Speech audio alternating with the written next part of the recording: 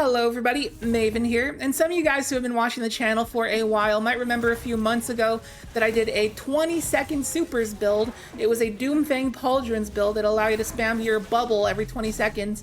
And that was obviously before all of the changes to the mod system, you know, the armor affinities, the orbs of power reworks. So we're going to test out the new and improved version of the build, and it's especially good this season because of all the artifact mods pertaining to void builds. So we're going to do a full build breakdown. Stay tuned. Don't forget to drop a like and hope you enjoy. Now in the background gameplay you've been seeing, I'm using the bubble as an example, just to show you how fast I can pop my super. And it appears to not be a 20-second super, it more is around 30 to 40 seconds, but it can be faster when I show you what we're actually using in a little bit. And it's not going to be bubble that we're going to use, we're going to be using Sentinel Shield. That's right, Sentinel Shield is going to be quicker to get in 20 seconds or less than a bubble, even though the bubble has a quicker base cooldown, and you'll see in a little bit. But first I wanted to show you this clip here, and I would like for you to turn your attention to the bottom left corner of the screen to see how many orbs of power we're making. So for those who don't know, the Doom Fang Pauldrons, in addition to giving you a bunch of super energy on your powered melee kills, it has an additional effect to it. So it gives your Sentinel Shield super an additional shield throw, and it also extends the duration of your super when your shield throw hits a target. So you can count it if you want, but in this clip we're able to create 20 orbs of power with one super. And the way that we're able to do that is with the power preservation mod on our helmet. It says that your super final blows generate additional orbs of power for your teammates. So if you really wanted to be a team player, then this is a really good setup to help your teammates get their supers back very quick. And you don't gotta worry about putting a bubble down for DPS because there's likely to be a Solar Warlock to put a well down because Solar Warlocks are everywhere. So you can run this combo if you wanted to, and I would highly recommend it for activities with a lot of ads. But there is another thing I'd recommend.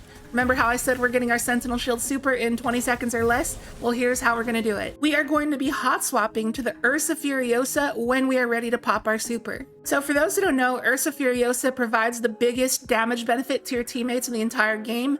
Well of Radiance gives your teammates a 25% damage buff, but Ursa Furiosa gives them a 40% damage buff when they're standing behind your Sentinel Shield. But that's not its only function, because when you guard damage with your Sentinel Shield, it's going to convert it into super energy. So when you finish blocking with your Ursa Furiosa, you're going to have like a quarter to half of your super back. So at that point, you just go ahead and go in your menu and swap back to the Doom Fang Pauldrons and go back on a melee spree and start getting your super back. And since the Ursa had like a third of your super charge to begin with, then when you start going on that melee spree with the Doom Fang Pauldrons, it's gonna be very quick to top off that super and get it back quickly. And then when you get it back, you just hot swap back to the Ursa, pop your super, provide that benefit for your teammates, and then swap back to the Doom Fangs and start it all over. This is a crazy combo, and it's actually kind of genius. So now with all that information out of the way, let's go over the build and how we're gonna get our shield bash melee energy back very quickly. So the main way we're getting our melee energy back is through our weapon choices, which are gonna be the Wastelander and the Basso Ostinato. Since this is a new weapon, I'll explain how to get it. You just have to farm Terminal Overload when the Terminal Overload zone is in Ahimsa Park. So the important thing about these weapons are that they have Pugilist and that they are shotguns. Now the reason this is so significant is because weapons like Demolitionist and Pugilist that give energy to your grenade or your melee, they give 10% of your energy back on final blows if the weapon you're using is a primary or a heavy. However, on special weapons, but not tracer rifles, so like shotguns and fusion rifles and stuff like that, your Pugilist and Demolitionist perks will actually give you 20% of your energy back. So we're gonna get 20% melee energy back on final blows with these shotguns, but the Wastelander is enhanced, so enhanced Pugilist is gonna give you 22% of your melee energy back on final blows. And this is the role that I would highly recommend on the Basso Ostinato is Grave Robber with Pugilist, because your shield bash final blows are also going to fully reload your shotgun. And that's a very good thing because shotguns reload super slow, so that is very clutch. And for my Wastelander, I have a reload masterwork with corkscrew rifling and light mag. I'm actually going to change light mag to tac mag so that I get one more in the magazine. And then I also have enhanced 1-2 punch. Now, 1-2 punch is going to be very good for this build for one reason, and that's going to be for the offensive bulwark aspect. It says that while you have an overshield, your grenade charges significantly faster, and also your melee damage is doubled. And we can easily get overshields via either Bastion, just putting down our barricade gives us an overshield, or our shield bash itself gives us an overshield when it connects. So with offensive bulwark doubling our shield bash damage on top of 1-2 punch tripling our melee damage, yeah, it hits pretty hard. And I'll show you a quick damage comparison against Carl, but we're going to compare the damage against a rocket launcher. This is the God Roll Hothead, Impact Casing, Adept Big Ones. Now let's shoot Carl and see how many rockets it takes.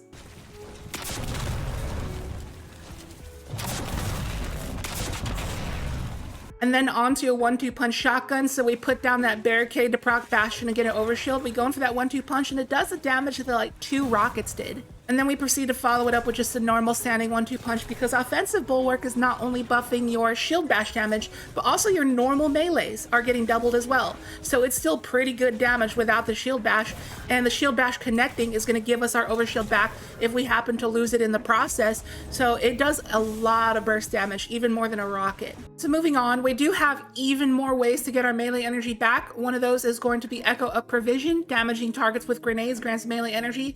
We are using the Vortex nade, so if you really want to get your melee energy back, when you throw a Vortex nade at a chunky target, let them cook in it. Don't murderize them right away, because the more they take that DOT damage from the Vortex nade, it's going to keep on continually proccing Echo Provision, giving you more and more melee energy back. Just one single Vortex nade can completely refund your melee. So we have melee kickstart, so when we use our melee we get some melee energy back, but even more so if it consumes stacks of armor charge.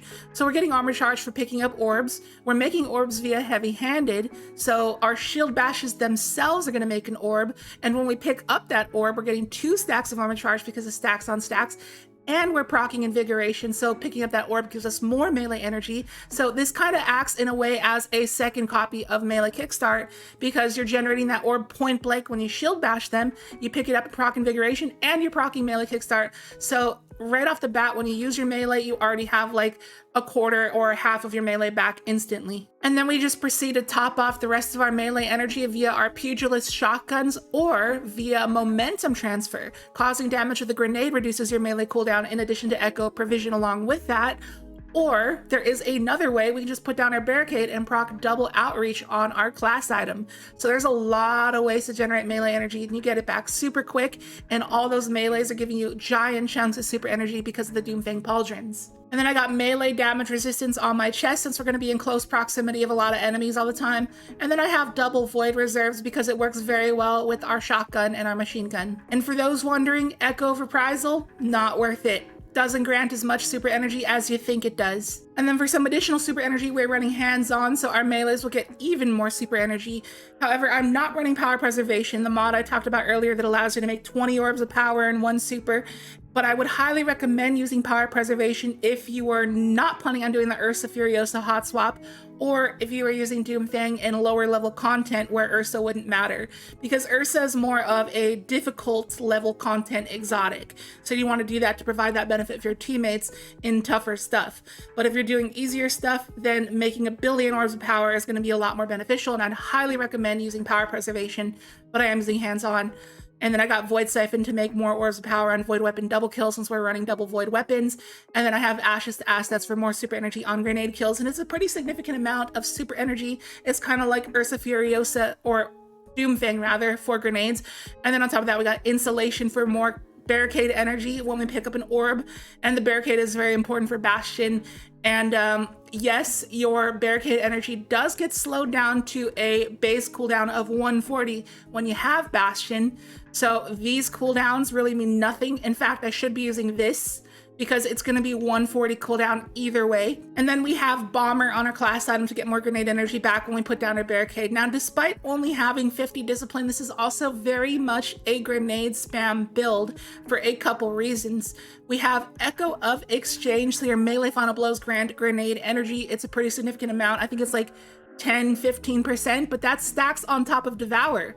We get Devour by picking up an Orb of Power, so you pretty much get Devour for free with this build, because when you shield bash a target, you know, they make an orb because of heavy-handed, you instantly pick that up and you instantly get Devour. So it is extremely easy to get Devour with this build, but also remember Devour has another piece of text other than just restoring your health.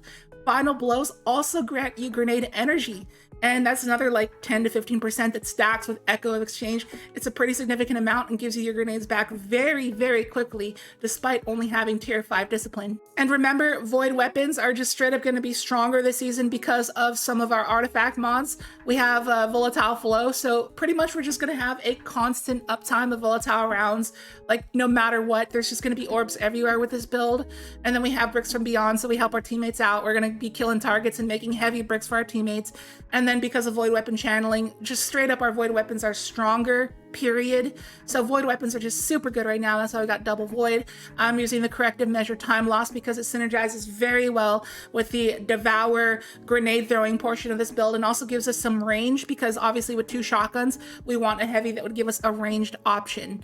I'm not using exotic here. I feel like this build doesn't really need it. If you wanted to use a ranged exotic though, there's something like the Taipan. You could even use a rocket launcher. You can use like a Xenophage, something like that, a Thunderlord if you wanted to use an exotic. But if you have this roll of the corrective measure, I would highly recommend this. It's basically an exotic. It's such a nutty machine gun. So stat-wise here, we're aiming for 100 resilience and 100 strength. The rest of the distribution is really up to you. I would invest in as much intellect as you can, not surpassing tier 7 because 7 is always a sweet spot for intellect. If you run any more than 7, you're just wasting points on any build you do. And then obviously having a little bit of discipline is pretty nice for the grenade portion of this build. Now for this next part, I'm going to do something that Aztecross does in his build videos, so call me a copycat if you want, but whatever. I'm going to do a gameplay loop breakdown. So you want to start off by shield bashing the first mofo you see, and then following up with a grenade on the next target so that you can proc momentum transfer. And then after that, you want to throw down your barricade so you proc bomber and outreach to give you back some grenade energy and some melee energy. At that point, you have Devour going. So you're getting a bunch of grenade energy back from Devour in addition to proccing Echo of Exchange. So then at that point, you just repeat that loop until you have your super, HOTSWAP to the Ursas, pop your Sentinel Shield super, block the damage, and provide that 40% damage buff for your teammates. And when that's over, swap back to the Doom Fangs, rinse and repeat. And if you see a fatter target, simply put down a barricade, get that overshield, and then go in for that 1-2 punch with your Wastelander. So on to the wrap up. Doom Fang Pauldrons is honestly a very, very underrated exotic, and it's been one of my main Gambit loadouts actually for a very long time. I'd highly recommend giving it a try, and as always, I'll leave the dim loadout link down below in the description and in the pinned comment if you'd like to give it a try. And if you have any ideas on what could possibly make this build even better, let me know in the comments. I'd love to give it a try. So if you haven't ever tried Doom Fang with the Sentinel Shield before, I would highly recommend giving that a try. Pop your super and go to town with it. It is a lot of fun. It is the most fun I've ever had with a super in this game. You just run around throwing shields everywhere. Your super extends super long, like a whole entire minute. You make so many orbs, especially with that power preservation.